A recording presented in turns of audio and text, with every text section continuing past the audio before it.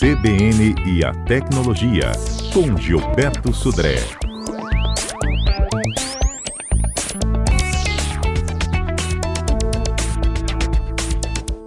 O que é um Wi-Fi 6E?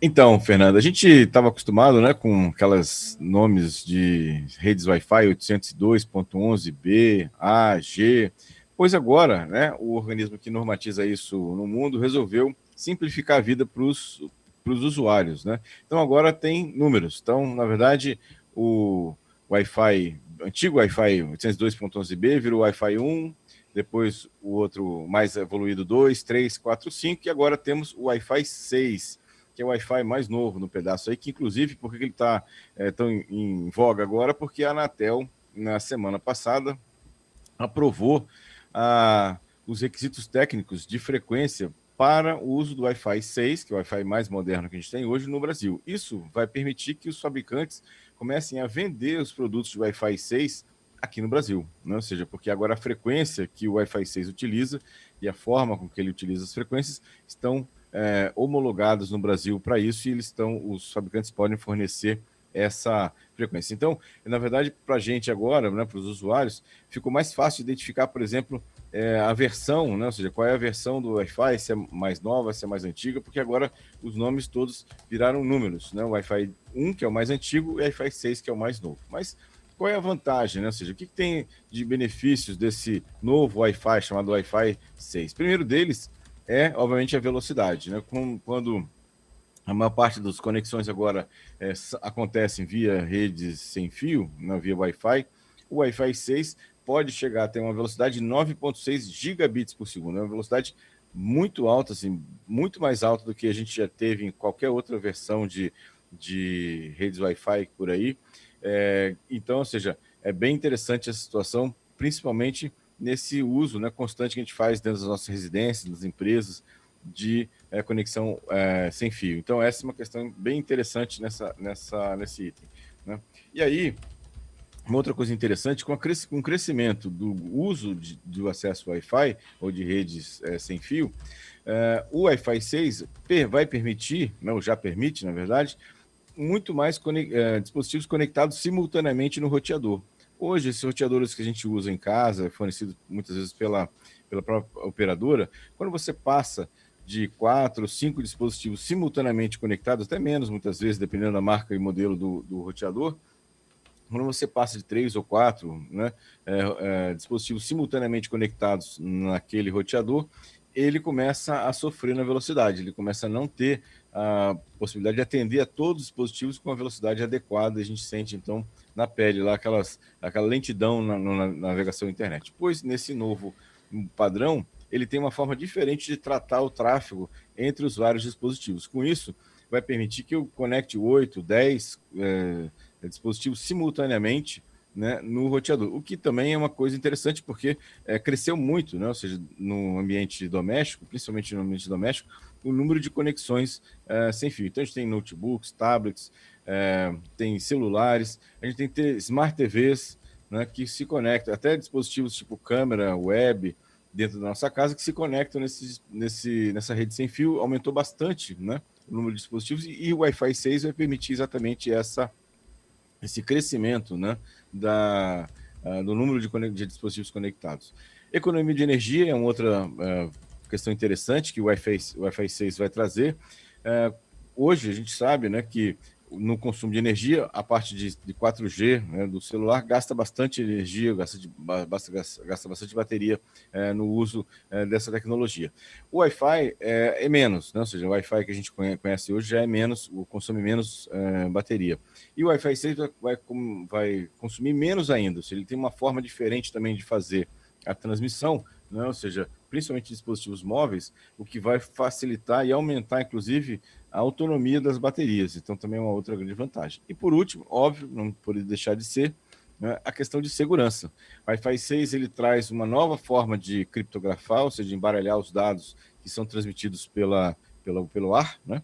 Isso vai dificultar ainda mais a quebra dessa segurança. Ou seja, a gente sabe que nada é 100% seguro, mas eles elevaram, né, bastante o nível de segurança com o Wi-Fi 6. Então, a criptografia chamada WPA3, que é uma criptografia mais moderna, com chaves maiores, que faz com que a segurança também da comunicação aumente bastante e evite invasões de redes ou roubo de informações. Então, o Wi-Fi 6 agora oficialmente está liberado no Brasil. A gente vai começar a ver agora os fabricantes colocar nas prateleiras das lojas dispositivos com esse padrão. É só olhar lá na caixa do aparelho, vai estar escrito lá compatível com Wi-Fi 6, e a gente vai ter um recurso, né, de uma rede mais rápida, com maior capacidade de conexão e com mais segurança também na internet.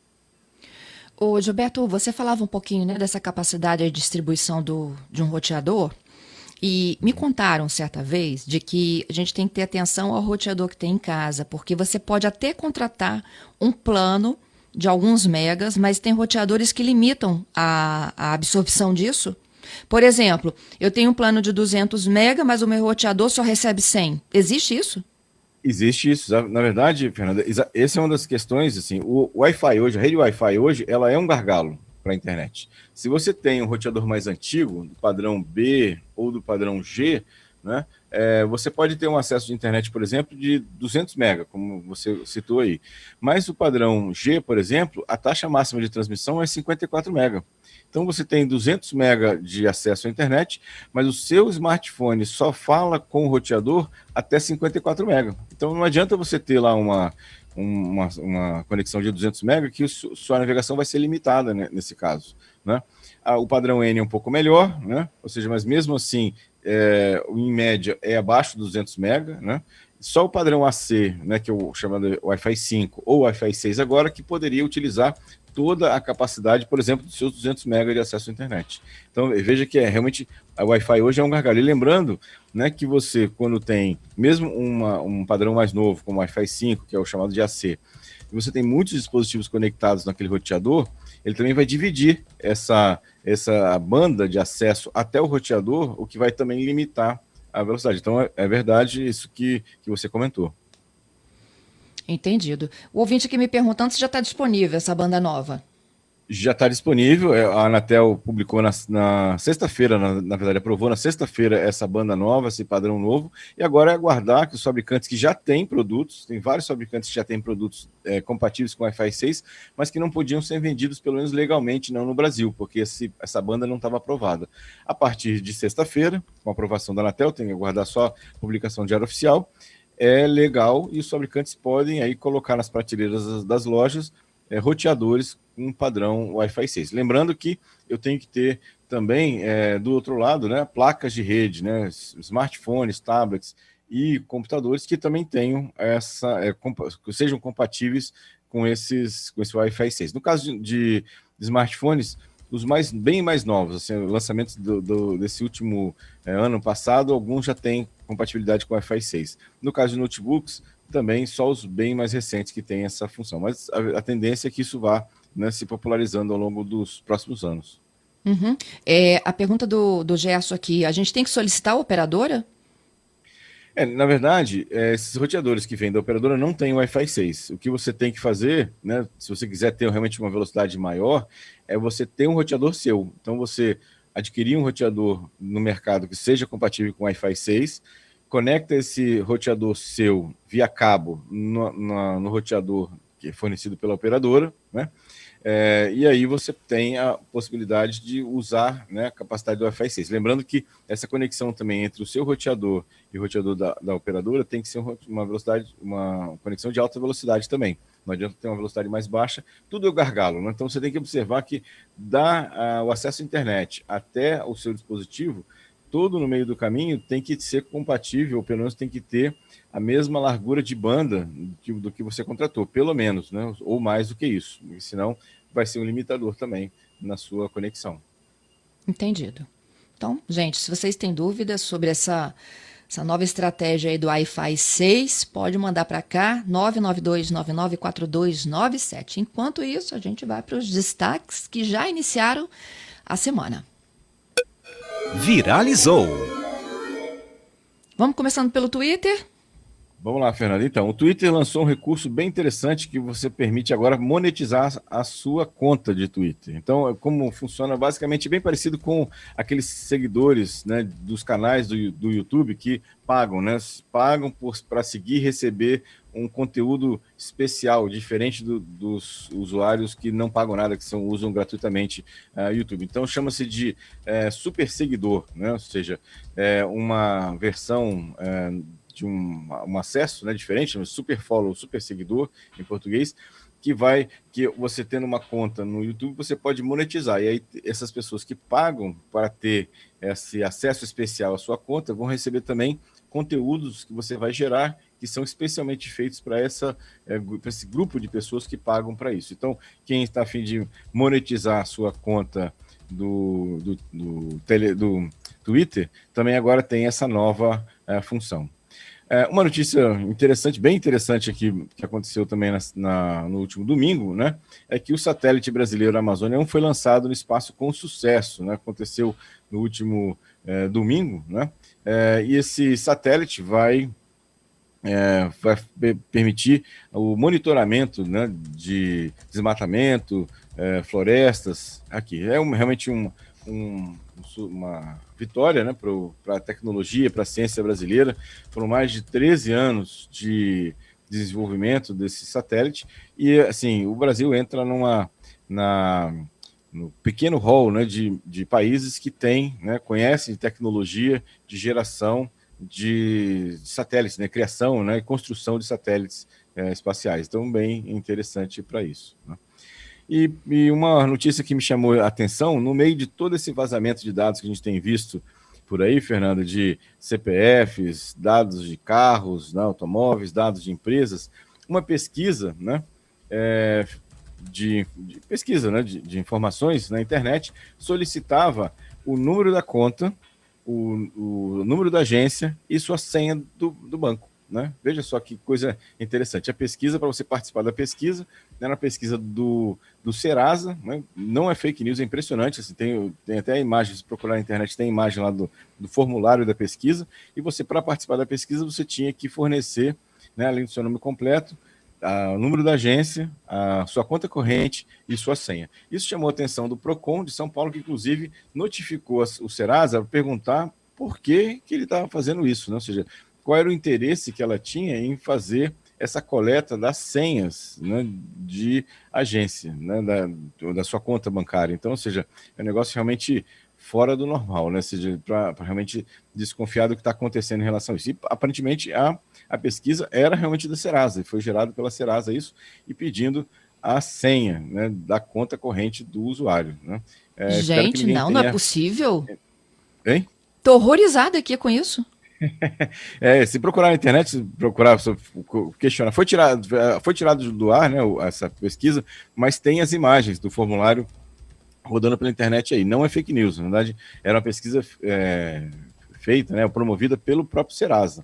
É uma coisa, assim, quando a gente já está tentando reduzir a quantidade de informações que a gente dá a nosso respeito, a Serasa vem perguntando sobre a senha e a conta corrente do seu banco. É realmente surreal, para não dizer outra coisa, né? Surreal essa iniciativa. Tem mais é que multar mesmo. Não tem dúvida nenhuma, né? Ou seja, e para que ela quer isso? E ela tem que dizer para que ela está usando, como é que ela vai armazenar isso, como é que ela vai processar isso, por quanto tempo ela vai guardar isso e principalmente para que, né, que ela vai usar esse dado, né? Isso aí. Ô, Gilberto, tenho mais 2 ouvintes aqui conosco. O Wagner, por exemplo, ele precisa de trocar os equipamentos.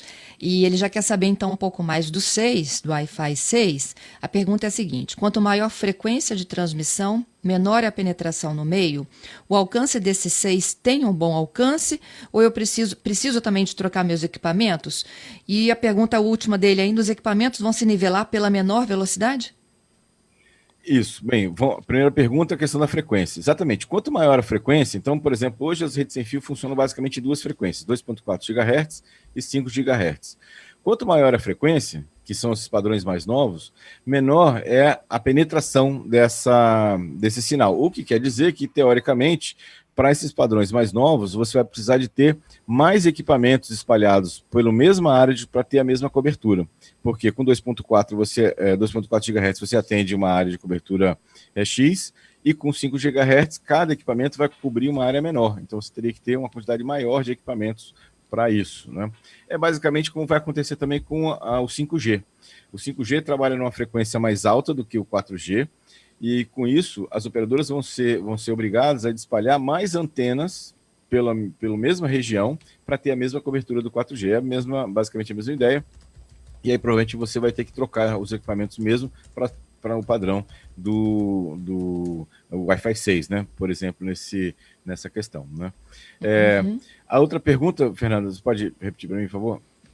Ele fala dessa sua explicação aí do alcance da transmissão, da troca do equipamento, e se os equipamentos vão nivelar pela menor velocidade. Assim, é verdade. Na verdade, o caminho do sinal que sai do seu equipamento e chega até a internet, a sua velocidade, né, a velocidade de navegação vai ser a menor velocidade desse caminho todo. Então você pode ter um smartphone super moderno com Wi-Fi 6, mas se no meio do caminho tiver um canal de comunicação cabo, por exemplo, né, ou tiver um switch, ou tiver um roteador de velocidade mais baixa, ele vai limitar essa comunicação. Então, ou seja, a sua velocidade de navegação na internet vai ser a resultante vai ser a menor velocidade de todo esse canal, desde o seu dispositivo até a saída para a internet.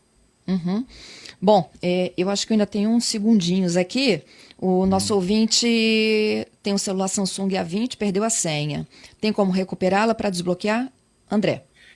Recuperar não, infelizmente não, André. O que infelizmente, o que você vai ter que fazer é resetar o aparelho para configuração de fábrica. Isso dá para ser feito com a sequência de teclas que você faz logo ao ligar o aparelho, né, para isso. E a partir daí você vai ter o aparelho zerado, né? E aí vai ter que reinstalar todos os dispositivos de novo, todos os aplicativos que você tem. Obrigada, Gilberto. Até sexta. Obrigado, Fernando. Obrigado aos ouvintes pelas muitas participações. Até sexta-feira com mais tecnologia.